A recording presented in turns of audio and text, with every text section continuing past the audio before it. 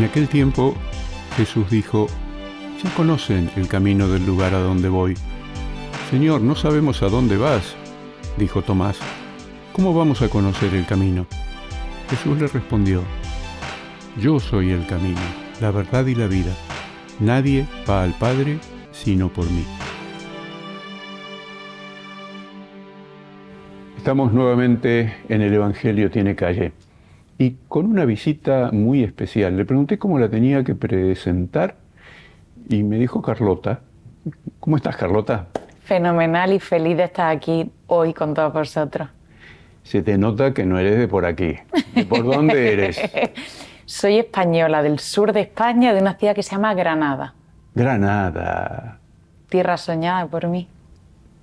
Hay un dicho muy lindo que dale limosna, mujer, que no hay en la vida nada como la pena de ser ciego en Granada. Me encanta. Una maravilla, una ciudad espléndida. ¿Y qué haces por acá? Eso me gustaría a mí saber. Bueno, pero trata de encontrar una respuesta para la televisión. Total.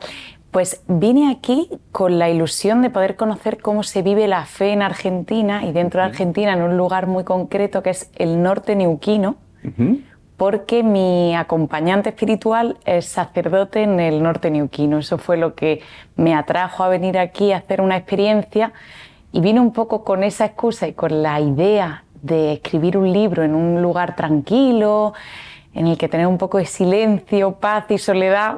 Y lo que me he encontrado... No es eso. ¿Y qué te has encontrado? Me he encontrado con millones de corazones abiertos. Creo que lo que más me ha impresionado de estos casi 3 meses aquí en Argentina ha sido la calidez de la gente. Y además de Neuquén, ¿dónde estuviste? Primero pasé por Buenos Aires antes de ir para allá y luego estuve un par de meses en el norte neuquino en un lugar que es el departamento Minas y la parroquia atiende a 25 comunidades y luego tuve la suerte de viajar a unos sitios horribles con unos paisajes que no dicen nada, que son San Martín de los Andes, Villa La Angostura y Bariloche. Bueno, ¿te ha gustado? Demasiado. Demasiado. Bueno, pero vos sos una persona muy viajada y más que viajada sos peregrina. Contanos un poquito qué es eso de ser peregrina. Yo creo que no deja de ser un estado. O sea, ahora ya dudo que me pueda quitar el cartel de peregrina en algún momento, pero lo que lo define sobre todo es que en el año 2022 hice una peregrinación a pie desde Finisterre hasta Jerusalén. Empecemos por qué es Finisterre, porque acá en Argentina no sabemos exactamente. Como su propio nombre indica, era considerado el fin de la Tierra. Es el punto más al oeste de Europa continental, un pueblecito en el noroeste de España, en Galicia, que era donde antiguamente se consideraba que acababa la Tierra. Claro. Y está muy cerquita de Santiago de Compostela, que habrá gente que haya oído hablar de Santiago de Compostela, donde están Seguro. Los restos del apóstol y donde culmina el Camino de Santiago, que es una ruta de peregrinación muy fuerte, y yo empecé desde Finisterre para llegar a Jerusalén con la idea de empezar desde el fin para llegar donde todo comenzó. ¿Y cómo se te ocurrió eso? No se me ocurrió a mí. A ver. Se le ocurrió a alguien que tiene mucha más creatividad que yo, que a Dios. ¿Y cómo te enteraste tú? Me pasó el mensaje claro. Yo sentí un día en oración de una forma muy fuerte y muy clara que Dios ponía este anhelo dentro de mí de peregrinar hacia Jerusalén. ¿Y cómo lo hiciste? Porque no es fácil, que hay que combinar muchas cosas. Pues cuando sentí esta llamada a peregrinar a Jerusalén, lo primero que hice fue mirar con el teléfono Google Maps. ¿Cómo llego hasta Jerusalén? Claro. Yo no sabía de nadie que hubiese hecho esto, no sabía si había una ruta ya de peregrinación. ¿Pero que fuiste caminando? Me fui caminando hasta, o sea, por tierra, caminando, llegué hasta Atenas y desde Atenas crucé el Mediterráneo. Algún barco habrás tomado, porque Sí, caminando hasta es Atenas... una historia preciosa, Jorge. Cuenta. La del barco. Yo, cuando sentí esto, que Dios me invitaba de alguna forma a peregrinar a pie hasta Jerusalén, lo primero que hice fue intentar enmarcarlo. Pues esto ¿cómo se hace? ¿Qué países puedo cruzar? ¿Cuánto tiempo me llevará aproximadamente? Entonces hice un marco en el que vi cómo llegar. Pues los últimos países a pie no los podía cruzar porque Turquía, Siria y Líbano no eran, No era fácil. eran inconsiderables. Entonces vi que a pie podía llegar hasta Atenas, con facilidad, con seguridad. Bueno, podía llegar hasta Atenas. Y entonces desde ahí mi intención era cruzar por mar hasta Israel. Y yo pues esto lo puse también en oración, como todo. Y mi ilusión era cruzar en un barco velero. Porque a mí aquello me parecía precioso, poder surcar el mar Mediterráneo en un barco velero, llegar como los antiguos peregrinos a las costas de Israel. Y aquí sucedió una cosa maravillosa de la mano de la providencia, que yo estaba haciendo una entrevista en una radio en España, contando un poco todo esto, y el entrevistador me preguntó, ¿y cómo va a cruzar desde Atenas hasta Israel? ¿Hay algún barco, algún crucero, algún ferry que haga esta ruta? No. ¿Y cómo la va a hacer? Pues yo le dije, pues en un barco velero. Y me dijo, pero ¿y de dónde sale ese barco velero? Y digo, pues todavía no lo sabemos, pero yo confío en que aparezca por algún sitio. Pues después de esta entrevista recibo un mensaje en mis redes sociales, en mi cuenta de Instagram, de un señor uruguayo que estaba de viaje de negocio en España, que había oído la entrevista en la radio y él vive en Israel y tiene un barco. Y me escribió un mensaje, hola, soy Claudio, vivo en Israel, tengo un barco, ¿puedo ir a por ti? ¿Cómo? ¿Estas cosas suceden? Suceden. Sí. Y no pudo navegar hasta Grecia porque eran demasiados días de navegación y era época de tormenta en el Mediterráneo, pero me dijo, me acerco a Chipre a por ti, Chipre me vale, así que yo volé de Atenas a Chipre y de Chipre navegué hasta las costas de Israel. ¿Y cómo fue llegar? Lloraba, porque nunca me podría haber imaginado algo tan bello, o sea, ni en el mejor de mis sueños. Y amanecer en un barco viendo el filito de la costa de Israel, yo pensaba, o sea, tenía el sentimiento de estar en la tierra prometida y fue absolutamente espectacular.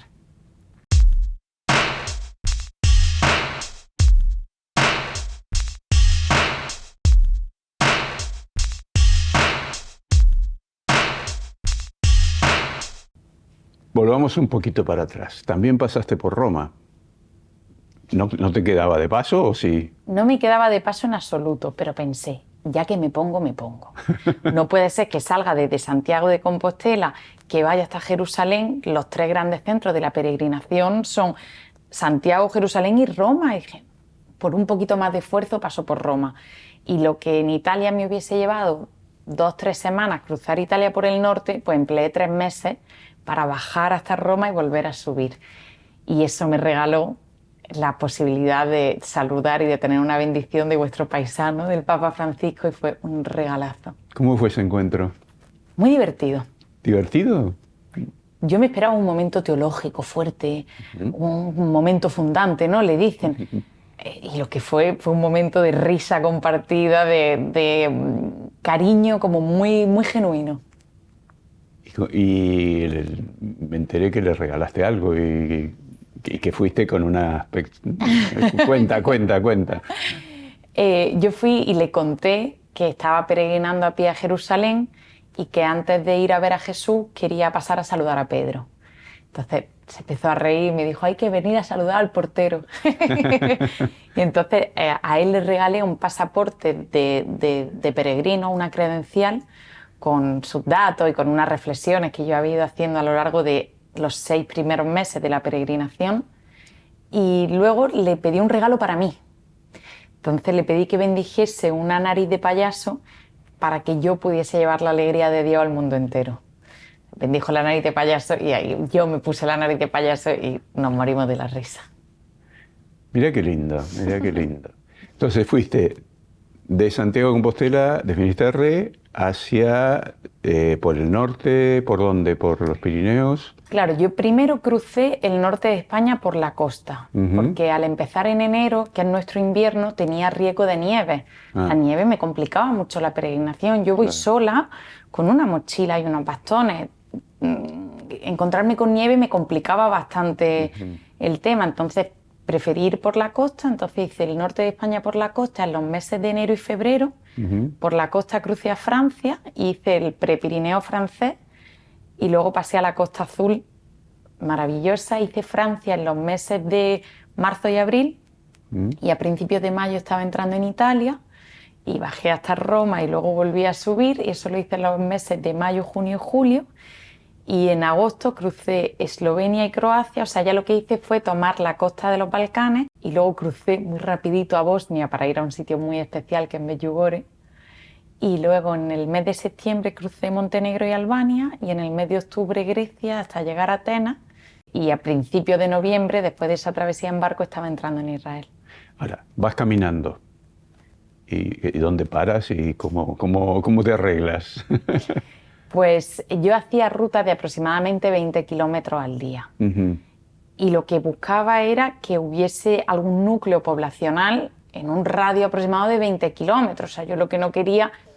Me preguntaban el otro día unos chicos de una parroquia divertidísimos aquí en Argentina, me decían, ¿y peregrinaría en Argentina? ¿Cómo voy a peregrinar? No se puede, porque kilómetros y kilómetros y kilómetros los que no encuentro nada. En cambio, por los sitios por los que yo pasé, había pueblecitos cada tanto en cuanto. Entonces yo iba diseñando la ruta con especial atención en poder parar en sitios que me permitiesen alojarme. En el norte de España fue más sencillo porque la estructura del Camino de Santiago ya está hecha y está un poco adaptado para peregrinos, o sea que me entrené de alguna forma y me adecué a esta vida de peregrina que me era completamente ajena. Y luego ya cuando entré en Francia fui encontrando en España, Francia e Italia, seguí vías de peregrinación más o menos transitadas, lo que viene siendo menos, la verdad, pero con algún albergue para peregrinos. Eso me permitía de vez en cuando encontrar algo, pero de las 330 noches de la peregrinación, el 80-90% han sido con familia.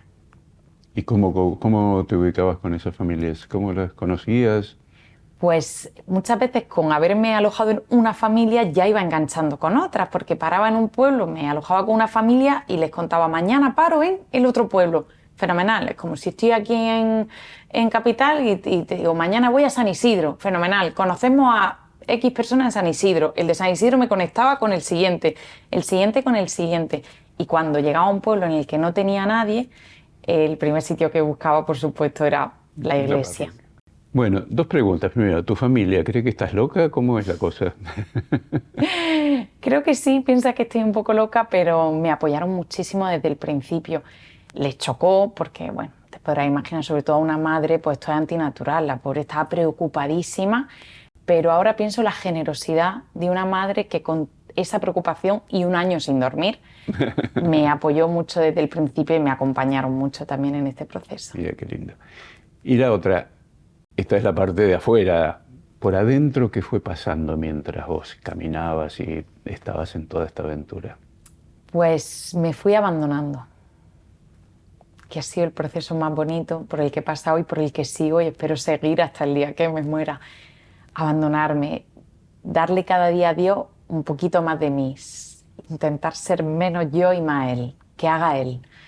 Y eso fue un poco lo que fue sucediendo muy poquito a poco y con caminos de ida y vuelta también. De repente me había abandonado mucho y de repente otra vez me agarraba fuerte a esa cuerda de querer tener el control, querer planificar, o sea que fue todo un proceso que la meta era hacer dentro de todo lo que yo pueda su voluntad. Todo esto lo fuiste poniendo en las redes. ¿Cómo fue esa experiencia en las redes? Fue muy curiosa porque yo las tenía un poco demonizadas, la verdad, como las redes, pues todas las adicciones a redes que nos encontramos hoy, todo ese contenido que no aporta nada. Y luego también esa figura del hater, de esa persona que escribe mensajes desagradables por redes. Esa era un poco la idea que yo tenía antes de embarcarme en esto. Yo me creé un perfil de Instagram con la mera idea de ir compartiendo mi experiencia para mi familia y amigos, pero de repente aquello fue tomando más peso y empezaron a aparecer seguidores. Lo que yo me he encontrado es todo lo contrario a lo que me esperaba. Yo lo que me he encontrado es una red de apoyo, como una familia virtual maravillosa, que me ha apoyado en la oración y no te puedo explicar cuánto he sentido ese apoyo. Había días en los que pues, ha pasado de todo, como te podrás imaginar. Y yo igual compartía, pues, estoy agotada, me he perdido 7 veces hoy, no encuentro un sitio donde dormir. Y la gente empezaba a recibir cientos y cientos de mensajes de gente diciéndome, estoy rezando por ti en este momento. No te puedes imaginar la fuerza que yo sentía de la oración de otras personas. Y luego también esta red lo que hizo fue nutrirme de contactos. En estos pueblos en los que yo paraba, la gente me iba diciendo, yo compartía la ruta aproximada que iba a seguir y preguntaba, ¿a quién conocemos aquí? Y la gente me iba pasando contactos. Tengo un primo aquí, un amigo de un amigo. Entonces era como una gran familia que te van pasando los contactos y yo iba a casa de esa gente como si fuesen mis primos lejanos. Y todo eso fue apoyo mediante las redes sociales.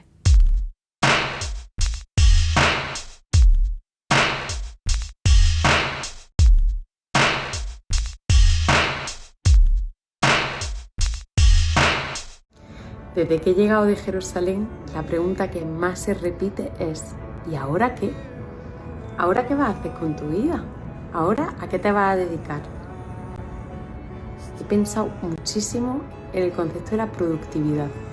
He pensado en la productividad de la vida de una persona, Jesús, que estuvo 30 años preparándose para lo que desarrolló en 3 años. He pensado en mi vida, cuán importante es una época de descanso, de parar, de no tener que producir a toda mecha, para que luego el producto sea el que tiene que ser. ¿Y ahora qué planes tienes? Ahora tengo un plan maravilloso que es una serie que se llama Hagan lío. ¿Te sonará esta frase? Me suena. ¿Qué vas a Pues, hacer con eso? Vamos a grabar una serie documental en la que vamos a contar la belleza de la Iglesia. Podemos vivir la vida como espectadores o como protagonistas. Como espectadores es más cómodo, pero también más aburrido. No compensa.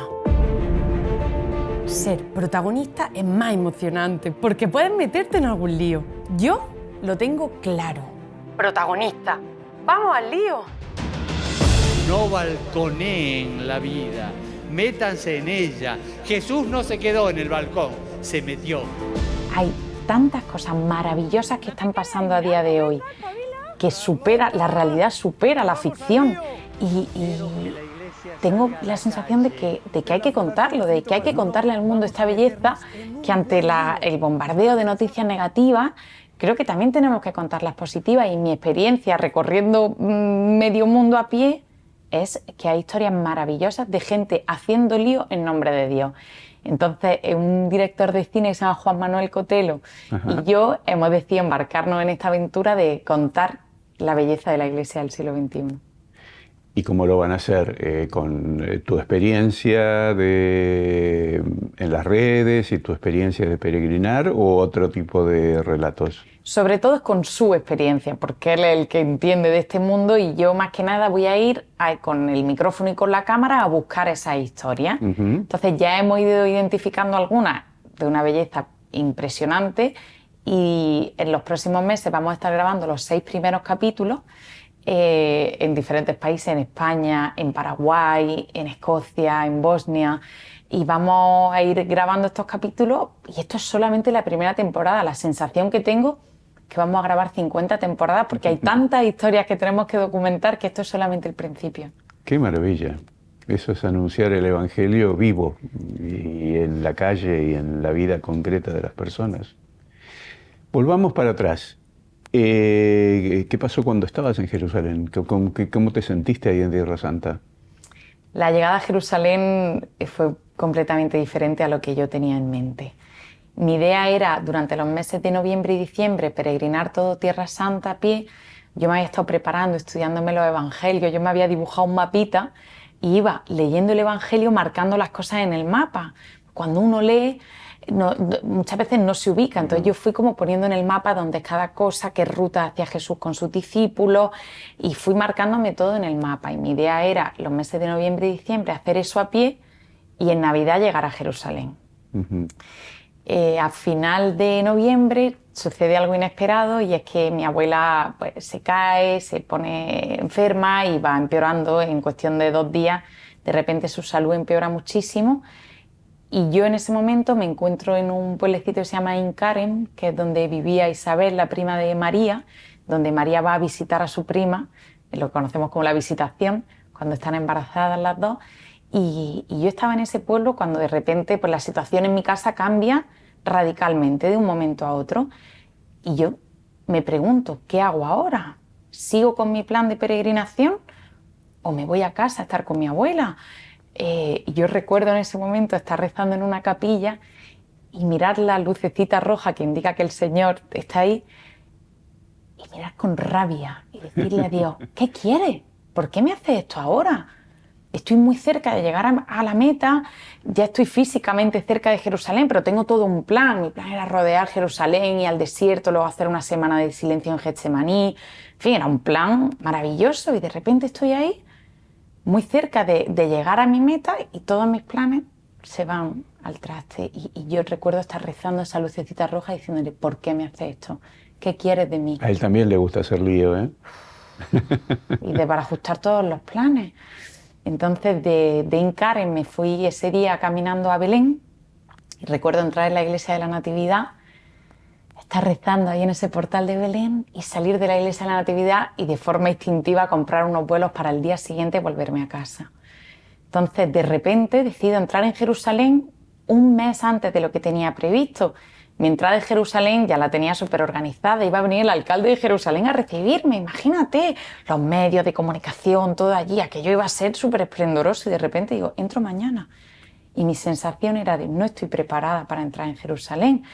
Yo pensaba que iba a tener un mes más para prepararme, como para estudiar para este examen y ahora voy a un examen para el que no he estudiado.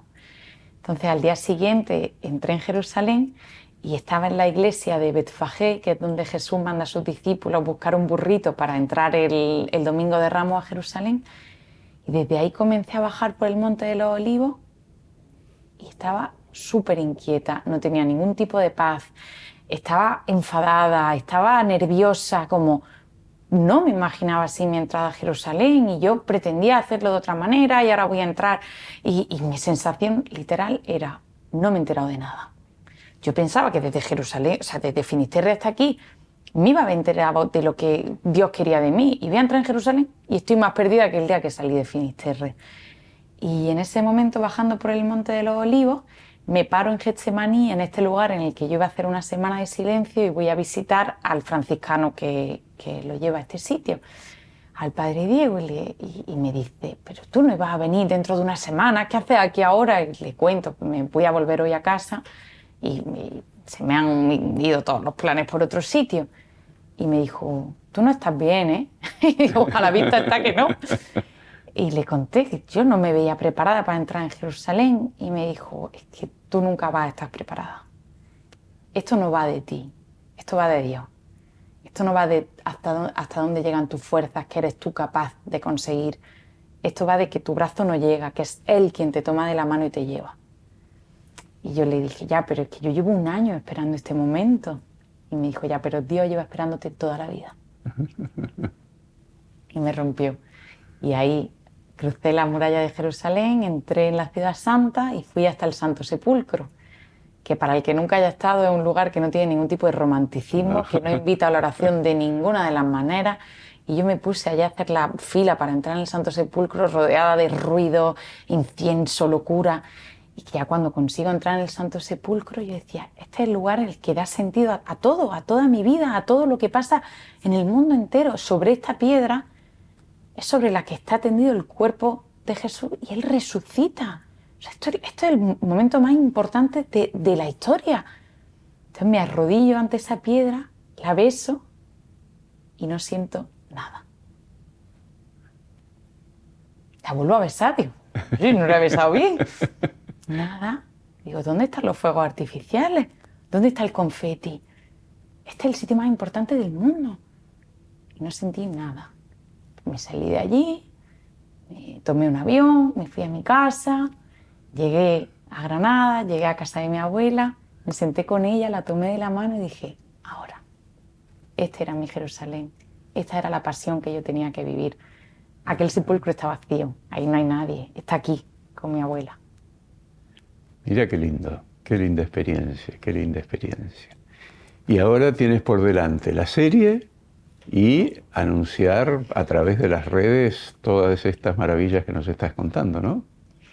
Pues ese es el plan por ahora y luego espero que Dios me siga guiando porque tampoco quiero cortarle sus planes, quiero intentar estar abierta a lo que Él vaya poniendo en mi vida y espero tener la sensibilidad de ir entendiendo su voluntad.